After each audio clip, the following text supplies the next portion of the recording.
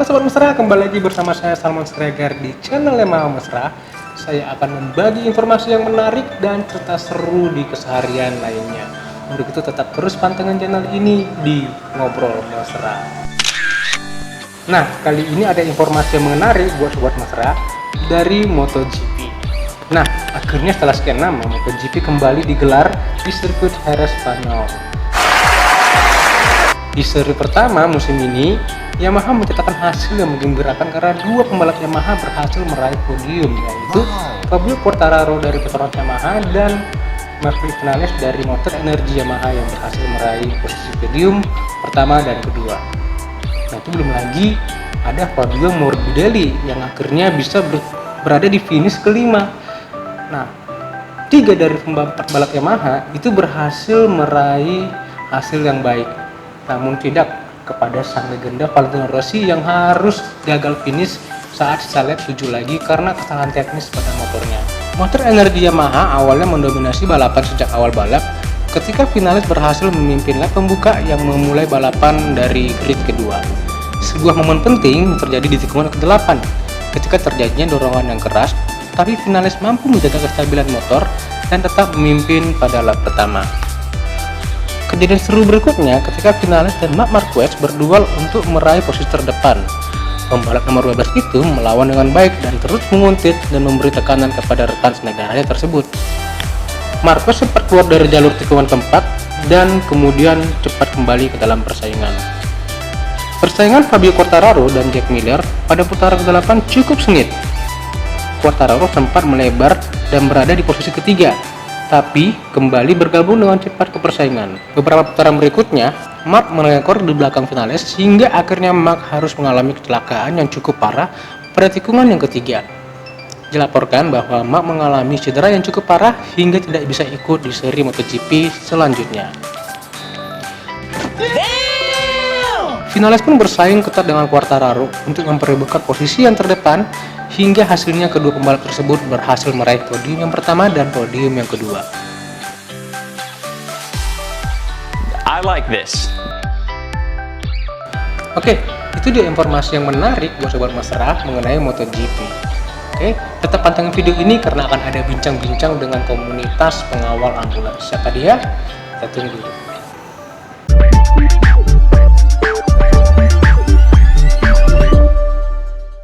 Oke, kembali lagi di Ngobrol Mesra. Kali ini kita akan bincang-bincang dengan salah satu kelompok relawan pengawal ambulans ya, yang biasa disebut dengan IEA ya, Korwil Medan.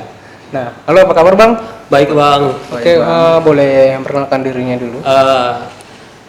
Baik, terima kasih. Saya Tommy Pandangan.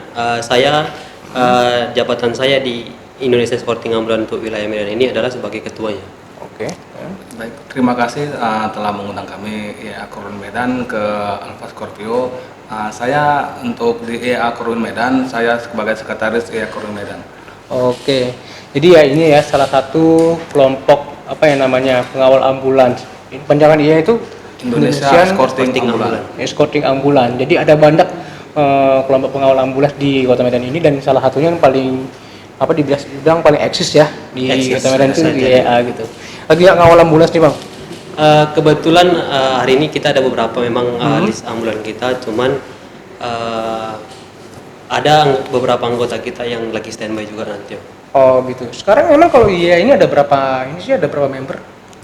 Kalau kita di Medan untuk IEA member kita yang aktif ada 40, yang untuk masih masa-masa training ataupun masa-masa percobaan ada sekitar 20. Untuk Sri Kandinya perempuannya ada sekitar 10 orang.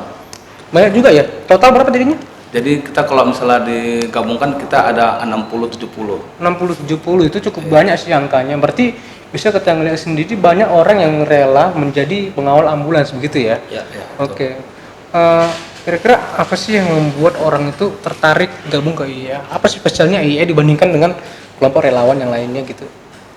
Kalau dibilang apa pembedanya sih ya, yang jelas pertama itu kita ada di seluruh Indonesia. Nah, yang selanjutnya mungkin yang bikin menarik itu adalah kalau bahasa Medannya bilang itu IEA bukan kacang-kacang. Oh iya, bukan kacang-kacang ya. Oke. Yang bukan kacang-kacang itu kacang-kacang gimana ini maksudnya? Nah, maksudnya kan banyak di Medan kayak abang bilang tadi, di Medan ini ada banyak relawan. Nah, cuman memang kita nggak memungkinkan juga baik atau benarnya. Cuman kita berani menjamin kalau yang sudah masuk ke IAA itu adalah orang-orang yang benar. Orang-orang yang udah terpilih pastinya Terpilih. ya. Jadi ya, kalau bisa boleh tahu dong kriteria salah satu beberapa kriteria untuk masuk ke IAA itu bagaimana? Kalau kriterianya mungkin dari saya dulu. Kriterianya yang pertama pasti adalah yang pertama memiliki jiwa relawan yang tinggi. Nah, karena orang yang disebut relawan adalah orang yang rela berpamrih tanpa ada bantuan dari manapun, baik itu dari finansial maupun dari manapun. Nah, yang kedua itu kita harus memiliki yang pertama, yang paling yang utama juga itu adalah memiliki surat izin mengemudi. Berarti berkas-berkas juga harus lengkap juga ya, nggak Berkas-berkas sembarang lengkap. juga ya gitu. Nah, yang baru yang paling juga kita tonjolkan itu adalah memiliki kendaraan yang safety. Menurut kendaraan safety itu. Ini kita mau tahu dong dari 60 member ya ibaratnya totalnya semua yang training sama nggak training. Kira-kira untuk sekali escort itu ada butuh berapa motor? Kalau kita untuk escort, kita di level 1, kita kan ada tahapan-tahapannya. Untuk level 1 itu pasien sudah emergensi. Nah, level 2 itu dia bisa emergensi, bisa aman posisinya. Level 3 itulah itu yang aman. Jadi kalau level 1 itu kita pasti untuk yang escort 3 orang. Jadi 2 orang di depan, 1 orang di belakang. Jadi 1 orang di belakang itu menjaga-jaga supaya tidak ada masyarakat yang mau ikut nebeng dalam Ekor lah perjalanan gitu. ekor lah Ekor gitu istilahnya, itulah dia. Jadi kalau kita udah mengawal begitu, kalau level 1 kita tuh usahakan tuh 150 cc karena pasien harus cepat sampai di rumah sakit gitu. tepat tujuan gitu. Kalau level 2 kan itu memang kita 3 unit juga, 3 unit tapi itu tengok kondisi.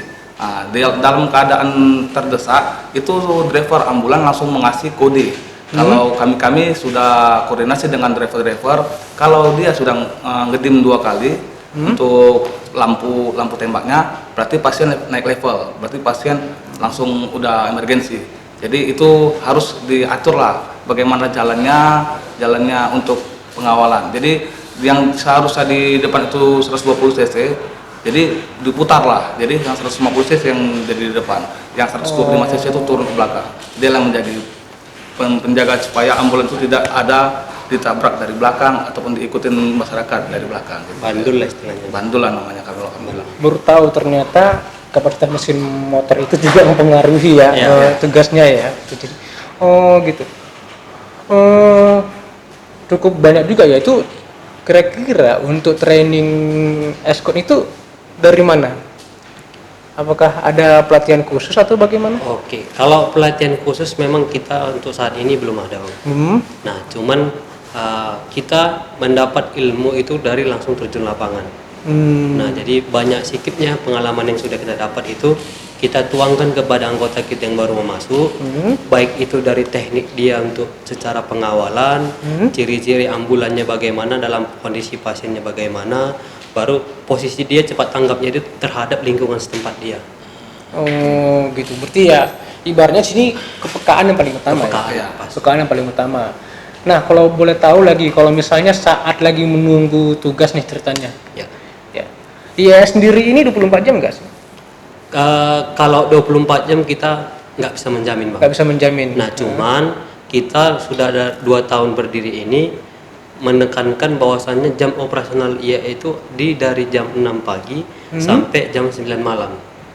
Nah karena kita sudah survei Kota Medan ini, termasuk karena kita dari IAA, kita itu biasanya standby itu atau nunggu ambulan itu di Amplas. Oh nunggu di Amplas? Di Amplas. Nah jadi kalau kita udah survei mulai dari jam 6 sampai jam 9 malam, itulah titik kemacetan di Amplas. Nah jadi kalau sudah di atasnya itu kita sudah lempeng semua, karena kita lihat pun lampu-lampu dari lampu lalu lintas di Kota Medan udah ada beberapa yang sudah lampu kuning kalau di atas jam 10. Nah cuman kita ada mengkhususkan beberapa kriteria untuk bisa terjun ke lapangan kalau sewaktu-waktu driver ambulan tidak tahu rumah sakitnya. Oh begitu. Jadi ya salah satu cara juga menjadi relawan sini harus tahu peta ya, tahu jalan ya, tahu jalannya. Ya. Pernah ada kejadian nggak sih? Kalau kejadian pasti banyak lah. Pasti banyak ya, muter-muter ya. Mutar-mutar. Itu gimana resikonya gimana itu? Ya otomatis ya lebih lama sampai lah. Kalau untuk resikonya ya memang sih lama sampai. Nah, tetapi kan kalau memang itu kita udah salah jalan ataupun apa, kita cepat ambil tanggap terus gitu kan. Di mana ada simpang yang bisa kita putar ke arah itu, kita putarkan. Tapi kita harus tetap jaga keselamatan masyarakat gitu. Kalau udah putaran itu kita putar untuk balik ke arah jalan semula, yang jalan yang benar, itu satu anggota tuh harus disimpang untuk supaya masyarakat tahu bahwasannya ada ambulan yang mau memutar. Ya. Jadi masyarakat pun sadar bahwasannya ambulan ini lagi penting, lagi terburu-buru untuk sampai ke rumah sakit gitu. Nah, begitu pun kan kalau ambulan itu ada suara-suara ambulan yang kita ketahui itu ada yang ambulan serenenya pelan, kencang. Ada kode-kodenya Ada begitu ya. kode-kode. Kalau udah kencang dia suara ambulan itu udah pasien kawat. Tapi kalau dia ambulannya suaranya pelan, udah gitu dia lambat, itu pasiennya aman. Ataupun dia lagi mengambil seperti pasien ke rumah ataupun ke apa, ataupun cuma hanya scan ke rumah sakit lain gitu dia, scanning. Gitu. Nah, kalau bahas yang salah rute tadi, mungkin kita dari dulu awal terbentuknya pasti sering. Karena dulu kan kita belum ada yang namanya forum. Nah, jadi biasanya kita ketemu dengan ambulan itu pada saat kita standby aja. Nah, pada saat standby kita nggak tahu kabar, kita coba bantu. Pada saat kemacetan kita coba tanya kemana posisi tujuan kita bang. Nah, jadi mungkin beberapa rumah sakit yang sudah terdengar ke telinga kita mungkin kita udah tahu. Cuman ada beberapa yang dulu kita masih baru dengar. Biasanya gitu kita agak sedikit bingung mau ngawal atau bagaimana ini. Apalagi rumah sakit kecil ya, namanya mungkin agak asing bagi kita. Ya, gitu jadi ya. Cara kita dulu pada saat mengakalinya itu kita langsung ambil jauh simpang. Kita tanya ke terkhususnya seperti driver ojol atau supir-supir beca atau supir angkot. Biasanya mereka tahu-tahu rute, kita tanya kemana. Pada saat ambulan sudah mau mendekat, kita kawal lagi. Nah, cuman untuk sekarang mungkin karena perkembangan zaman juga, setiap supir sekarang sudah memiliki rata-rata nomor WA. Nomor WA gitu. Nah, dengan nomor WA itu kita buatlah wadah satu namanya forum rujukan ambulan. Di dalamnya itu tergabung semua rumah sakit, driver-driver rumah sakit yang ada di Sumatera Utara, terkhususnya Sumatera Utara dulu. Walaupun memang ada di dalamnya itu dari luar kota juga. Oh, jadi antara dengan IA sendiri dengan pengawal dengan supir ambulans itu berkoordinasi melalui Grup WhatsApp. Jadi nanti dia kasih kode seperti yang abang bilang 1 2 3 gitu. Ya. Terus Tujuan rumah sakit. Oh, berarti intinya kalau dari jam 6 pagi sampai jam 9 malam itu ada anggota IA yang harus standby ya? Iya. Nah, kalau harus untuk standby itu pasti ada. Harus standby. Jadi kalau untuk di tengah malam itu yang tim yang yang driver yang tidak tahu rute rumah sakit itu pasti ditunggu sampai pagi pun ditunggu sama tim EA. Karena dia sudah menginfokan ke kita bahwasan saya tidak tahu rumah sakit. Nah, jadi kita sebagai anggota, sebagai pengurus semuanya sepakat. Jadi kalau rumah sakit yang tidak mengetahui rute, kita harus ada 1 atau 2 orang yang standby untuk menunggu ambulan itu. Ya. Kita nggak menutup kemungkinan ya kalau ada tanggapan orang yang negatif dengan pengawalan ambulans ini gitu kan. Katanya gasrak-gusruk gitu. Ya. Nah itu kira-kira dari IA sendiri mengakui nggak kadang untuk hal yang begituan? Pasti mengakui bang. Pasti mengakui. Karena walaupun kita memang memprioritaskan suatu kendaraan yang diprioritaskan dari undang-undang, tapi kita kan itu sudah menghilangkan hak dari masyarakat sendiri. Karena kita di Indonesia ini sama-sama punya hak, sama-sama punya kewajiban. Nah, jadi kita pasti juga gimana sih bilangnya? Mencoba meyakinkan lah. Ya, mengaku salah lah.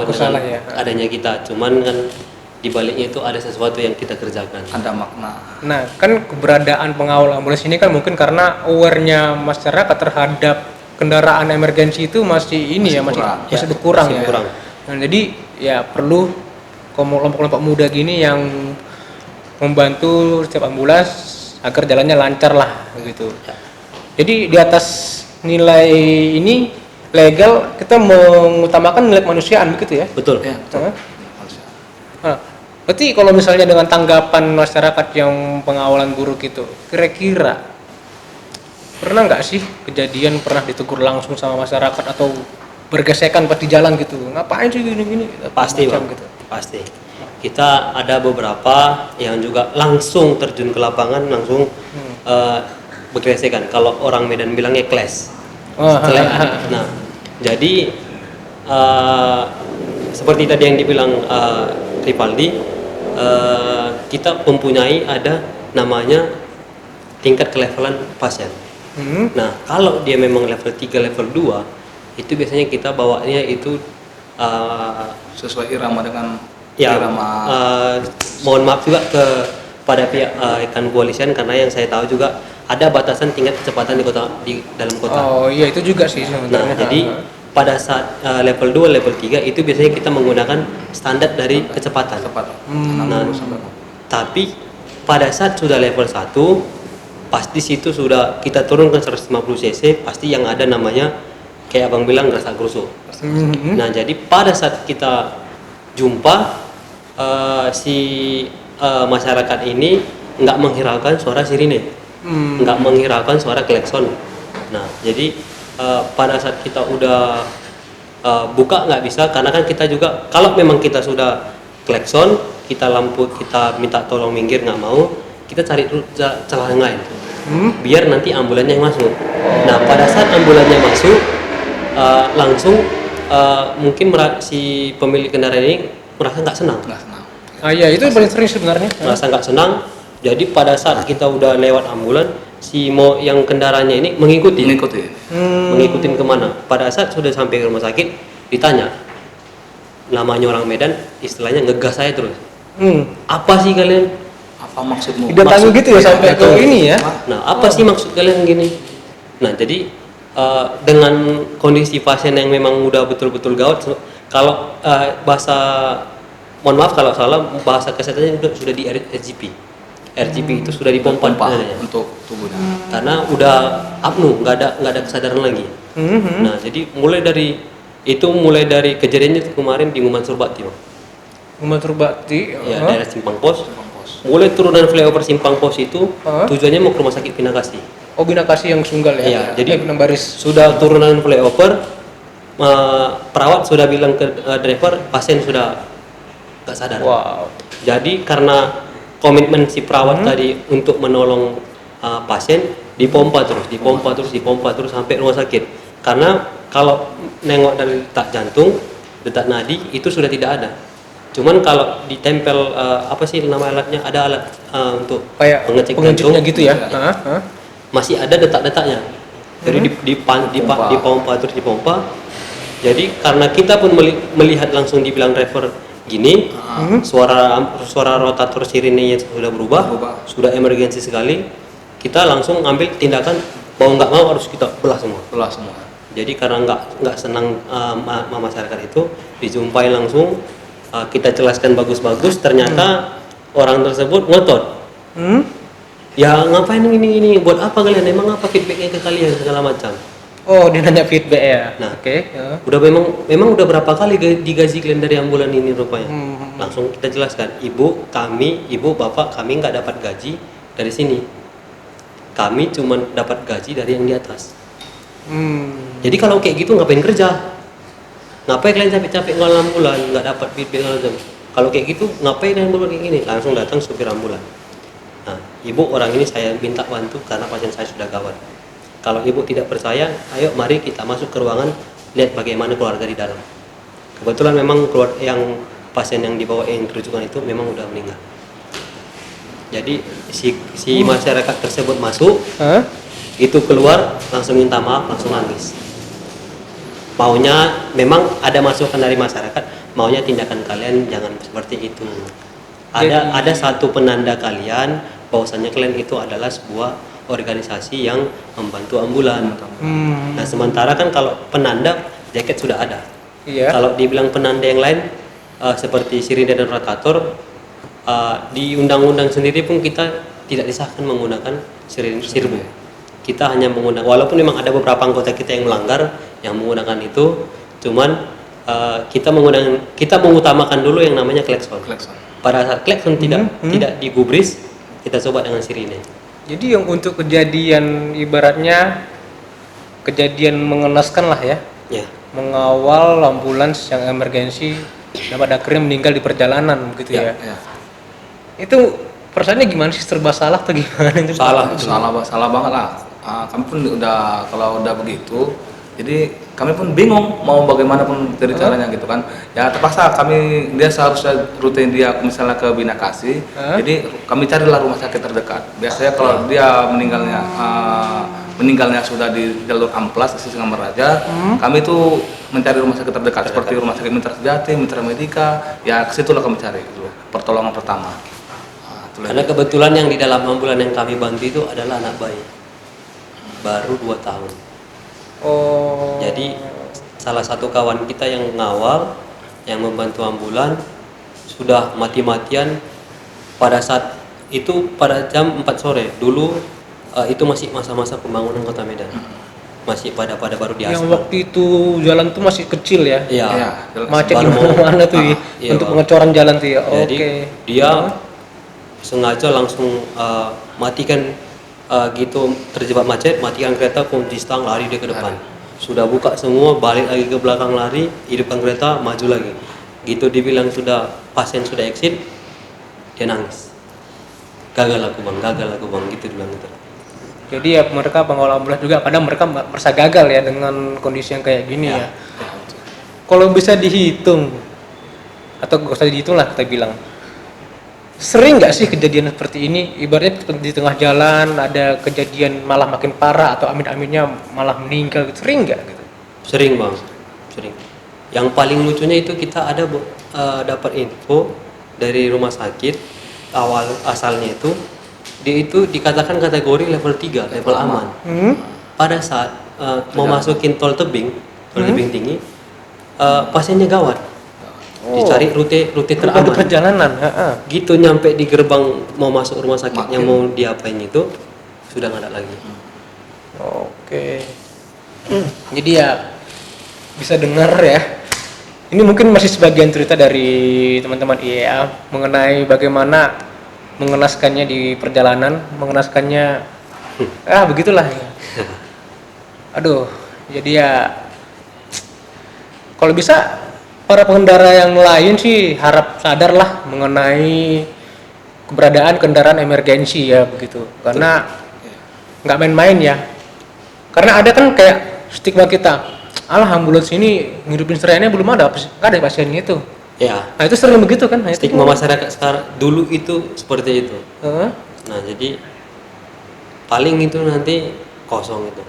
Oh. Paling itu kosong. Cuman kita lambat laun, kita menggunakan sosial media kita juga, bahwasanya kita ada beberapa pengetahuan dari supir-supir juga, memberikan edukasi kepada masyarakat bahwasanya kalau seperti ini sirinenya itu pasti ada pasien. Tapi kalau ada yang sirine seperti ini, itu ada pasien tapi dalam sedang penjemputan. Adapun ada di dalamnya itu adalah jenazah. Berarti intinya nggak boleh lagi bermain-main dengan membunyi-bunyikan sirene begitu ya. Berarti kalau ada sirene berbunyi itu benar-benar ya. Berarti ya. Oke kalau begitu. Aduh, ceritanya cukup deep sekali ya. Karena sampai ada kejadian meninggal di perjalanan gitu ya. Itu bisa nangis sama-sama ya kalau gagal gitu ya. Ya kalau samanya mungkin enggak lah bang, karena kan malu, cuman ya nanti putar pas badan kita begini semuanya langsung gelap. Tapi ya, Oke, udah cukup lah ceritanya. Mungkin kalau terlalu banyak mungkin nggak cukup nih 1 malam ini kita bahasnya kali gitu ya. Nah, mengenai IEA inilah kembali ke sistem lagi. IEA ini kan ibaratnya kendaraan sipil yang mengawal kendaraan emergensi yang artinya resmi gitu kan. Nah, ini gimana cara mendapatkan ibaratnya legalitas ya?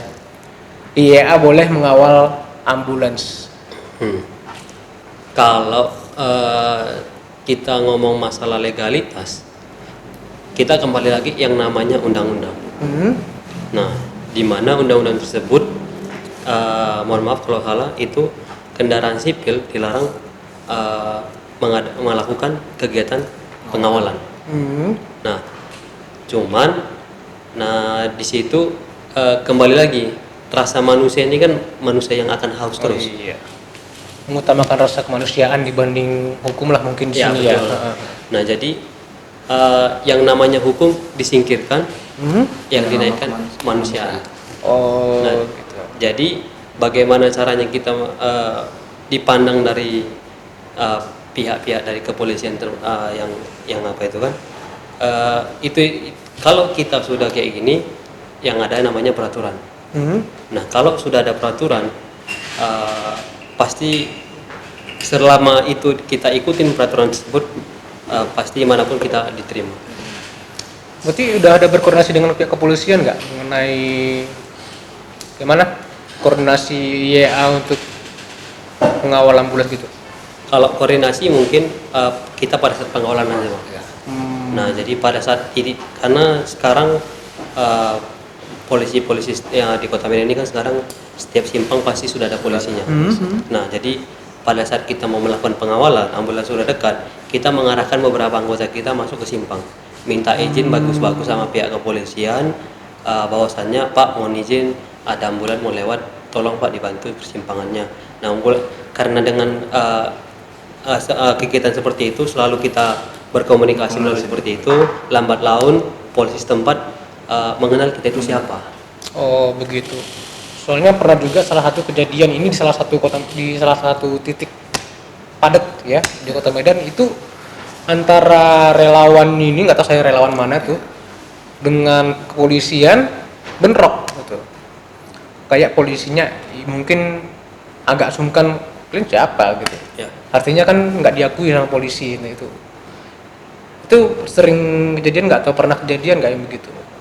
Sejauh ini sih belum, Bang. Belum ya, berarti masih aman ya? Masih aman. Karena itu dia, selama kita menggunakan bahasa Indonesia yang baik dan benar, masih mengutamakan sopan santun.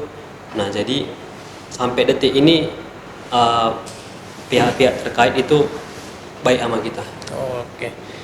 Nah, bicara lagi namanya kendaraan sipil ya. Ya. Ini mungkin agak-agak mungkin paling sering dikomen sama masyarakat atau paling netizen lah ya. Penggunaan rotator di motornya member gitu. Ada yang pakai rotator nggak sini motornya? Ada. Kalau kita pasti Ada gitu. Pasti ada. Nah, itu gimana? Pernah nggak ditegur sama kepolisian atau di apa segala macam gitu? Nah, kalau kita sih gini, kalau untuk ditegur sih pernah. Tapi kita sarankan ke anggota-anggota kita, janganlah memakai rotator itu berwarna biru. Karena berwarna biru itu untuk kepolisian, warna hijau itu untuk TNI. Jadi kita kan warna merah, kita hancurkan warna merah. Karena warna merah itu identik dengan emergensi. Oh, berarti rotatornya pakai warna merah, Warna merah. gitu ya? Nah, itu seberapa ributnya penggunaan rotator ya, maksudnya seberapa ributnya masyarakat melihat kendaraan pengawal ambulans ini pakai rotator gini? Sering nggak sih mendapat nyinyiran nggak enak gitu atau segala macam gitu? Pastilah, Bang. Kalau untuk itu ya pasti. Paling sakit yang apa? Ngomongin apa dia? Ya pasti kalau misalnya udah ada suara rotator ya paling masyarakat atau pengendara mampu kau woi, pasti begitu. Tapi kami selalu bilang kami angkat jempol. Terima kasih sudah, walaupun dia marah tapi kan dia tetap meminggir. Berjalan ya. Kami tetap kasihkan dia jempol. Ucapan terima kasih sama dia. Berarti ya ibaratnya rotator ya. Itu aja. Tolong dimaklumi aja lah. Ini Iya. kita butuh kayak warning kalau ada kendaraan emergensi yang kita Iya. kawal begitu ya gitu. Karena saya pribadi pun sudah nekankan ke kawan-kawan dari IA sendiri yang di wilayah Medan, kalaupun seandainya memang sudah memiliki rotator dan sirine, mohon rotator dan sirinenya itu dipergunakan sebaik mungkin. Kalau memang tidak dipergunakan, itu jangan dipakai. Nah, karena kita peraturan sendiri, kalau terdapat anggota tersebut memakai rotator ataupun sirinenya pada saat tidak pengawalan, kita langsung tindak keras. Oh gitu. Tapi kalau misalnya dipakai pada saat emergensi, pada saat melakukan escort pengawalan, kami mohon izin kepada masyarakat, pihak-pihak terkait, mohon maaf karena kalau hanya kami bermodalkan jaket, pasti nggak digubris. Nggak digubris ya. Jadi kalau kami menggunakan Sirbo namanya, Sirine Nostromo itu agak sedikit digubris. Oke, berarti kalau misalnya penggunaan rotator oleh teman-teman dari IAA itu atau dari kelompok pengawal ambulans lainnya itu ya semua sebagai untuk warning dan mereka memakainya untuk saat pengawalan saja dan di luar pengawalan nggak ada pakai-pakai gitu ya.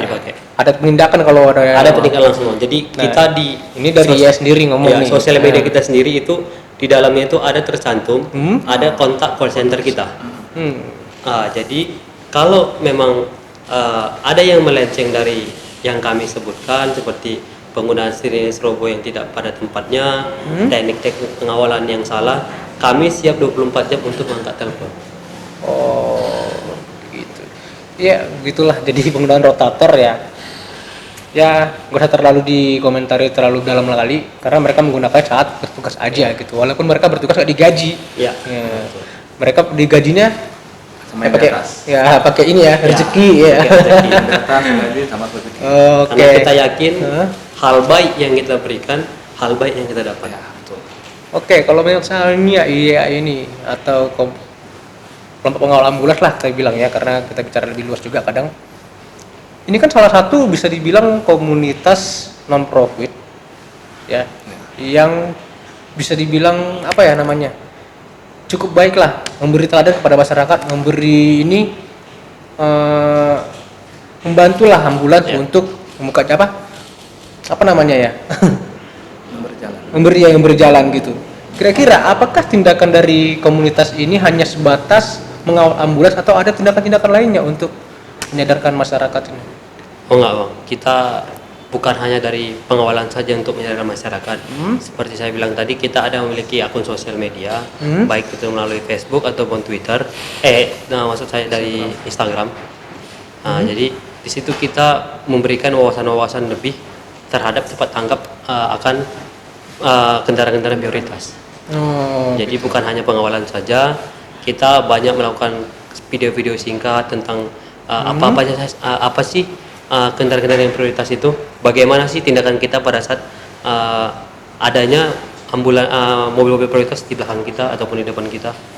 Itu dilakukan melalui digital ya? Digital. Oke, jadi buat teman-teman di sini yang ingin tahu mengenai aktivitas dari Indonesian Escort Ambulance ini, silakan follow di IG mereka atau ikuti mereka di Facebooknya gitu. Karena sana ada ininya ya?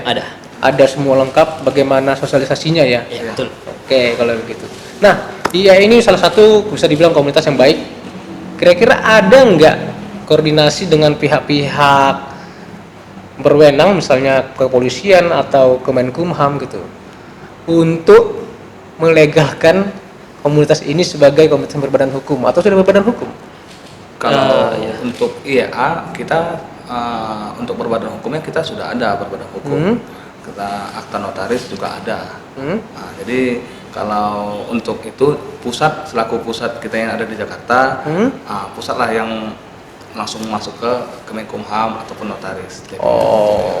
Jadi korwil-korwil yang di bawah ini sudah dalam naungan dia. Dan itu dipastikan legal secara hukum. Oke, kalau begitu terima kasih kepada teman-teman ya sudah mau berbagi cerita dengan sobat mesra di sini. Jadi ya pelajaran yang kita petik adalah sadarlah mengenai bahaya atau sadarlah terhadap kendaraan prioritas. Kendaraan prioritas seperti ambulans, pemadam kebakaran, dan berikanlah mereka jalan ketika mereka bertugas gitu ya. Ada lagi mau tambahkan kira-kira? Kalau tambahan sepertinya kami mohon maaf lah kepada masyarakat yang notabene-nya sudah merasa terganggu akan kehadirannya kami. Kami mohon maaf karena apapun yang kami lakukan itu sudah kami lakukan menurut apa yang sudah kami buat, contohnya seperti peraturan-peraturan. Oke, kalau gitu terima kasih kembali sama kita. Oke, sampai jumpa para sahabat mesra. Kita ketemu lagi di bincang-bincang ngobrol mesra berikutnya. Terima kasih.